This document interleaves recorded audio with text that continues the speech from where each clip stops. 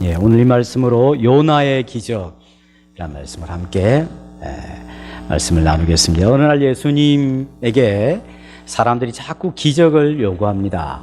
왜냐하면 예수님이 병도 고치고 귀신도 쫓아내고 위대한 일을 했는데 여전히 예수님이 하나님께로부터 오신 분이라는 것을 믿지 않았기 때문에 더 큰 기적을 요구하면 당신이 하나님의 아들이신 것을, 또 하나님께로 온 분인 것을 증명해 보라 그랬습니다. 사실 그렇게 말하는 요구는 무슨 마음을 갖고 있었냐면 예수님을 계속 믿지 않겠다고 하는 나쁜 마음을 갖고 예수님에게 기적을 자꾸 요구를 했습니다. 기적이 뭔가 알죠? 기적은 여러분 아침에 눈 뜬 것이 물론 기적이지만 눈 뜬 건 기적 아니죠. 그냥 우리가 매번 하는 거니까, 일어나는 일이니까 기적이 아니죠. 근데 기적은 도저히 일어날 수 없는 일들이 일어나는 것이죠. 그런 일을 예수님께서 보여달라고 요청을 했습니다. 그래서 예수님께서 내가 너희에게 요나의 기적을 이야기해 주겠다. 그래서 요나의 기적이 뭔지 말씀을 드릴게요. 어느 날 하나님께서 요나에게 말씀하셨어요. 요나야 네가 이제 일어나서 저기 니느웨로 가라. 니느웨로 가거라. 거기서 내 말을 전해라. 왜냐하면 그 땅에 있는 백성들이, 니느웨 사람들이 내 앞에서 큰 죄를 범하여 이제 가만히 있으면 뭐잖아? 심판을 받게 될 것이기 때문에 하나님의 말씀으로 경고해라 했어요. 근데 요나가 이 하나님 말씀을 듣고 마음이 불편했습니다. 싫었습니다. 하나님의 말씀을 듣고 싶지 않았어요. 왜냐하면 이 니느웨는 이스라엘을 괴롭히는 나라의 수도였기 때문이었어요. 그래서 이 말씀을 따라서 요나가 순종하여서 가서 만일 하나님이 자기를 통하여 하는 말씀을 듣고 니느웨 사람들이 잘못을 돌이키면 하나님이 벌을 내리실까요? 용서해 주실까요? 용서해 주시죠. 그러니까 이 원수 나라가 용서받는 것을 싫어했어요.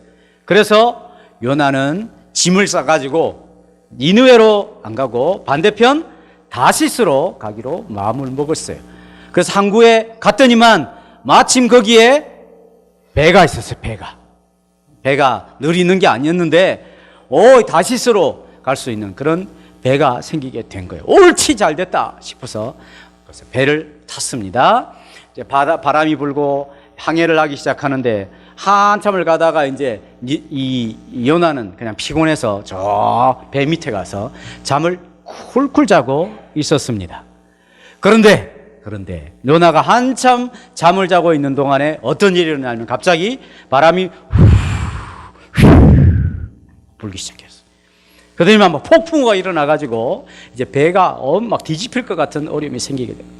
그래서 배 안에 있는 짐들을 가볍게 하기 위해서 모든 가장 필수적인 짐만 놔두고 다 버렸어요. 그래도 바람이 그치지를 않는 거예요.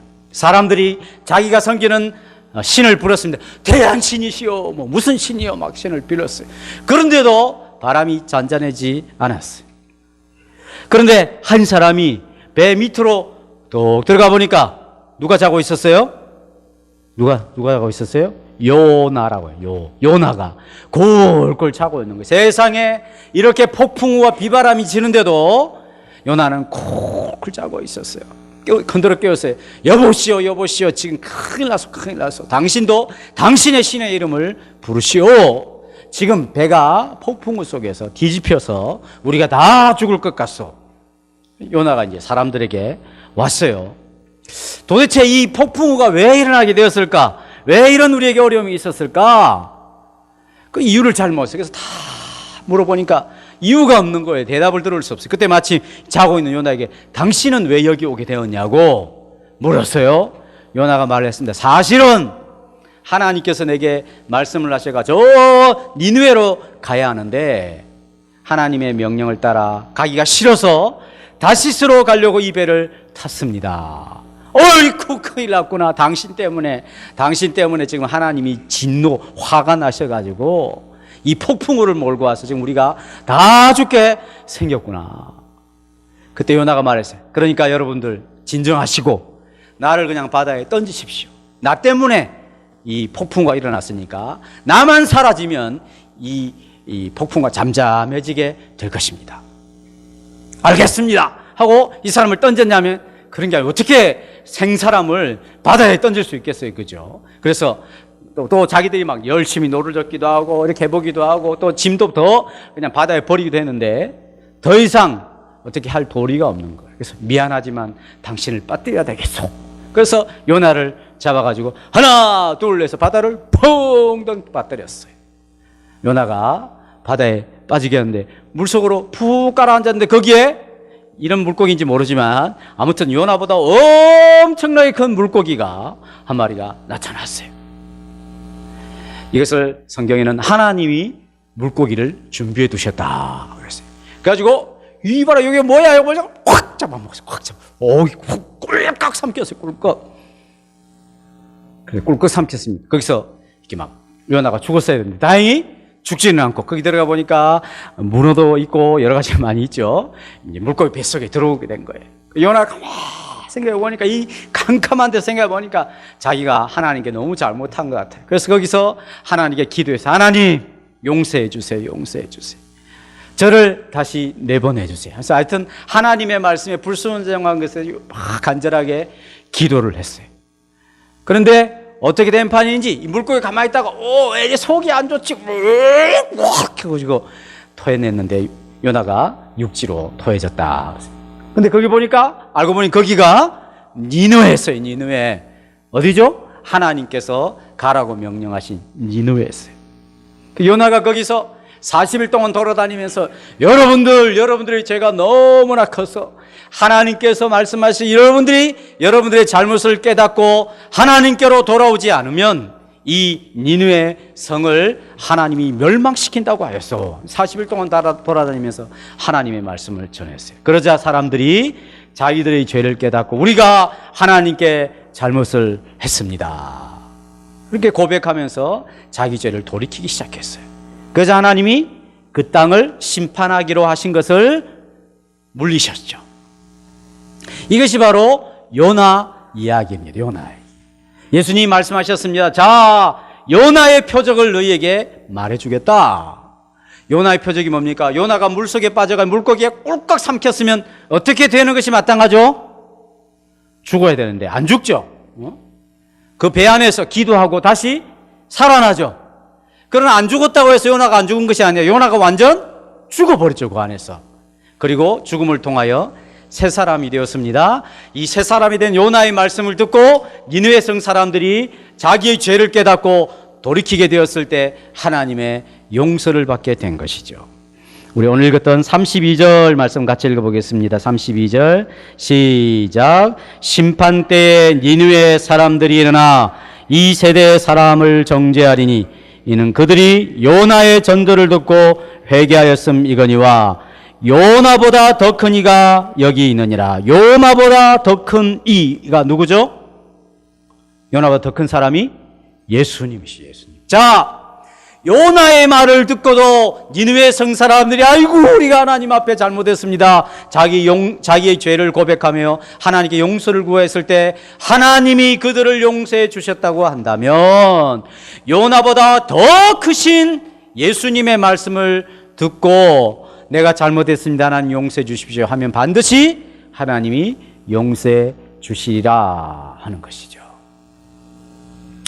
요나가 며칠 동안 물고기 뱃속에 있었을까요? 여기 있어요. 요나가 며칠 동안?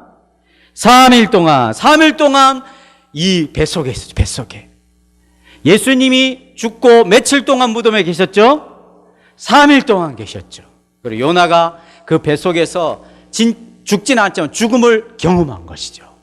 그리고 새 사람이 되어서 부활해서 이 하나님의 말씀을 전했는데 예수님은 자기 죄 때문에 죽은 것이 아니라 우리 죄 때문에 죽으셨고 그리고 3일 만에 다시 살아나셨죠.